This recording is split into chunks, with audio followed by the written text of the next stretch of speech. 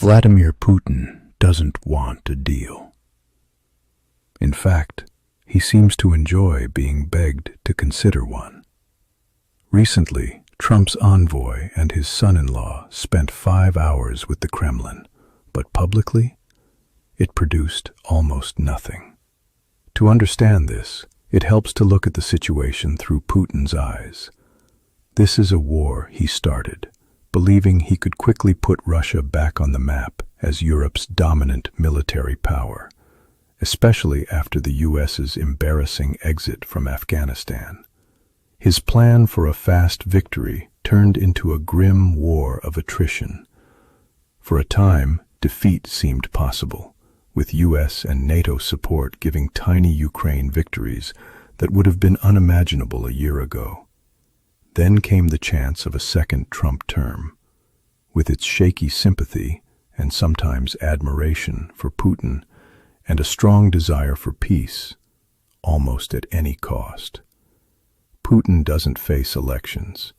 The only real limit on his rule is his lifespan. When he hears Trump say Ukraine isn't his war, that he doesn't want to waste money and just wants it over, Putin hears weakness. He hears indifference from the world's biggest military power. This is the kind of opportunity the former KGB spy may have never imagined. The US begging Russia to make peace. And the longer it drags on, the better for Moscow. After talks, Putin's aide, Yuri Ushakov, mentioned a 27-point plan plus 4 other documents.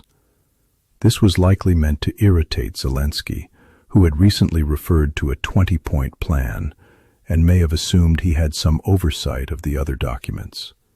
Putin, envoy Kirill Dmitriev, and Ushakov met Trump's special envoy Steve Witkoff and his son-in-law Jared Kushner at the Kremlin. But most of this diplomacy is happening quietly. Zelensky has little to celebrate. His team will brief European allies, then meet the Americans again, and he returns to Kiev.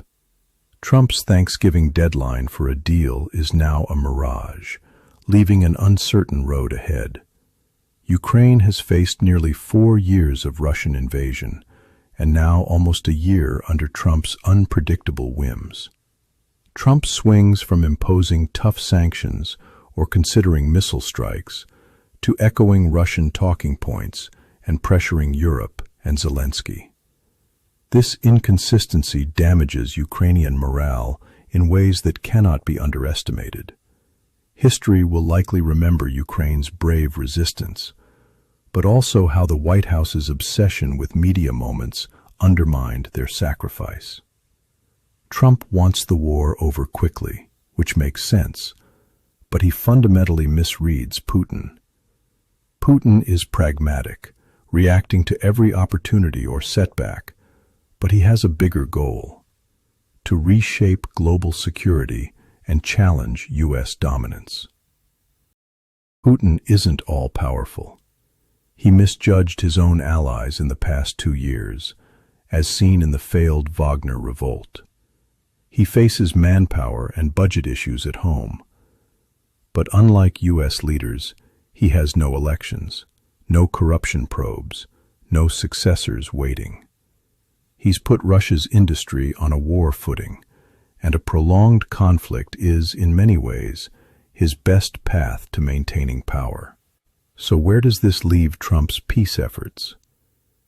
Ushakov said some deal elements were acceptable, others were criticized. Zelensky may have considered land swaps privately, softening one of the war's red lines. But the exact details were secret, likely to avoid boxing him in. Whatever incentives Trump's envoy offered, Putin rejected them. The months ahead will follow this dynamic. Putin is slowly but undeniably winning. He sees a Ukraine stretched thin, with funding and manpower issues, and a domestic crisis that keeps resurfacing.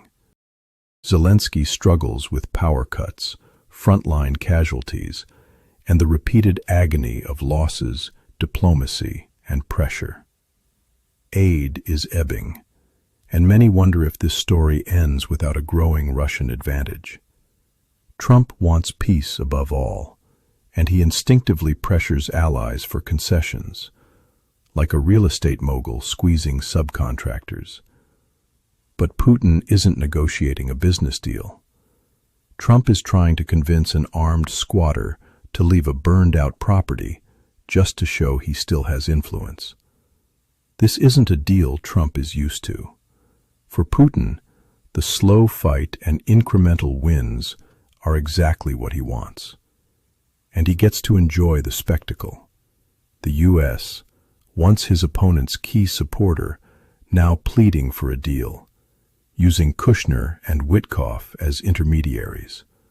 Moscow's gains on the battlefield are costly and slow, but the bigger picture is becoming one of Putin's geopolitical fantasies, making real, lasting peace seem far out of reach.